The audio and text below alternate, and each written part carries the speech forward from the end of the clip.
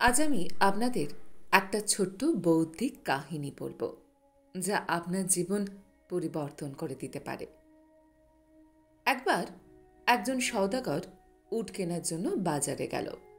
অনেক ঘুরে ঘুরে অবশেষে পছন্দ মতো একটা উট দেখে তার মন আনন্দে ভরে উঠল। সওদাগর নির্দিষ্ট অর্থ দিয়ে ওই উটটা কিনে নিয়ে বাড়িতে আসলো।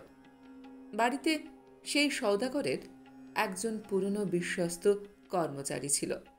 সে নতুন উটটাকে খামার বাড়িতে নিয়ে গেল। উটের খাতির যত্নের জন্য উটের পিঠের কাঠি অর্থাৎ ব্যাগপত্তর নামাতে গিয়ে সেই কর্মচারী অবাক হয়ে গেল। এ কি, এই উটের পিঠের কাঠিতে তো মখমলের থলেতে ভর্তি হীরা। এ তো সামান্য কোনো হীরা নয়, থলে ভর্তি প্রায় 100টি উজ্জ্বল হীরা। কর্মচারী তৎক্ষণাৎ দৌড়ে গিয়ে মালিককে ঘটনাটি বলল। হে মালিক, মনে হয় আপনার বিরাট ভুল হয়ে গিয়েছে। নতুন উটের পিঠের কাঠি ব্যাগে হীরা ভর্তি মখমলের থলে আছে। আপনি বোধহয় ভুল করে ফেলে এসেছেন। সওদাগর মালিক তখন অবাক হয়ে বলল, না, এ ব্যাগ তো আমার নয়। উট কেনার পর আমার কাছে তো কানাকড়িও বেঁচেছিল না। কর্মচারী তখন বলল, কিন্তু এই যে মালিক, এই হীরাবর্তী মখমলের থলে, তাহলে এটি কার? মালিকটি তখন খুব আফসোসের সাথে বলল, মনে হয় ওই উটওয়ালা ব্যবসায়ীর হতে পারে। তিনি হয়তো ভুল করে এখানে ফেলে রেখে গেছেন। এটা উটের কাঠিতে ছেড়ে গিয়েছেন। এক কাজ করো, থলেটা আমাকে দাও, এখনই আমি তাকে ফেরত দিয়ে আসি। কর্মচারীটি তখন ভাবল তার মালিক কত বোকা। আচ্ছা খাসা ধন ঐশ্বর্য হাতের নাগালে চলে এসেছে, আর তার বোকা মালিক তা কিনা ফেরত দিতে যাচ্ছে। কর্মচারী তখন বলল, মালিক, ছোটমকে বড় কথা, আপনি তো উট কিনে নিয়ে চলে এসেছেন। এখানে কেউই বুঝতে পারবে না যে হীরাটা কার সাথে এসেছে। এসব আপনি বাদ দিন, বাকি জীবনটা এই হীরা দিয়ে আনন্দে কাটান।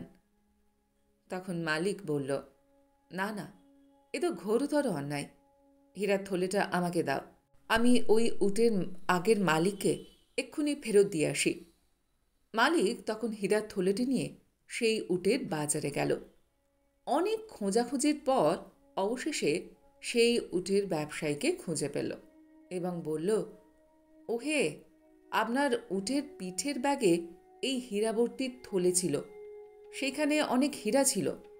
আমি শুধুমাত্র ফেরত দেবার জন্য এসেছি। তখন উটের আগের মালিক বলল, আপনি আমাকে বাঁচালেন। আমি সেই দুপুর থেকে আমার হীরাগুলো খুঁজেই চলেছি। কোথায় যে রেখেছিলাম কিছুতেই বুঝতে পারছিলাম না। এই হীরাগুলো আমার সারা জীবনের সম্পত্তি। আপনি যে কিভাবে আমার উপকার করলেন, আপনাকে অসংখ্য অসংখ্য ধন্যবাদ। এরপর ওই ব্যাপারী উটের বর্তমান মালিককে বলল, আমি আপনার ব্যবহারে খুবই খুশি হয়েছি। আপনি এই মূল্যবান হীরার মধ্যে আপনার পছন্দ মতন যে কোনো একটা হীরা উপহার স্বরূপ গ্রহণ করুন, আমি খুবই খুশি হব। মালিকটি তখন বলল, না, আমার প্রয়োজন নেই। আগে থেকেই আমার সাথে আমি 2টি হীরা রেখে দিয়েছি। এই কথা শুনে ব্যাপারীটি খুবই রেগে গেল। মনে মনে ভাবল, এ কি জঘন্য মানুষ, আগে থেকেই 2টো হীরা বের করে নিয়েছে। 2টো নাকি আরও বেশি নিয়েছে, গুনে তো দেখি। এরপর হীরার ব্যাপারী হীরার থলে খুলে হীরা গুনতে শুরু করল। হীরা তো ঠিকঠাকই আছে, কই একটাও তো কম নেই। তাহলে ওই ভদ্রলোক এমনটা কেন বলল যে সে 2টো হীরা রেখে দিয়েছে? তখন ব্যাপারী ওই ভদ্রলোককে বলল, হীরার তো ঠিকঠাকই আছে, কই কোনো কম তো নেই। তখন উটের মালিক বলল, আমি অনেক আগে থেকেই দুর্মূল্য 2টো হীরা আমার সাথে রেখে দিয়েছি। একটা হলো সততা, আর একটা হলো আত্মসম্মান, যা আমার কাছে খুবই প্রিয় এবং দুর্মূল্য। বন্ধুরা, এই ছোট্ট গল্প থেকে আমরা শিখতে পারি, মানুষের জীবনে টাকা সবথেকে দামি জিনিস নয়, সবথেকে দামি সম্পদ হলো সততা আর আত্মসম্মান, যা টাকা পয়সা ধন দৌলতের থেকেও অনেক অনেক বেশি মূল্যবান। টাকা পয়সা ধন দৌলত তো শেষ হয়ে যেতে পারে, কেউ চুরি ডাকাতিও করে নিতে পারে, কিন্তু সততা আত্মবিশ্বাস কোনো দিন কেউ কেড়ে নিতে পারে না। আপনার সঙ্গে তা চিরকালই থেকে যায়, যা আপনাকে অমূল্য করে তোলে।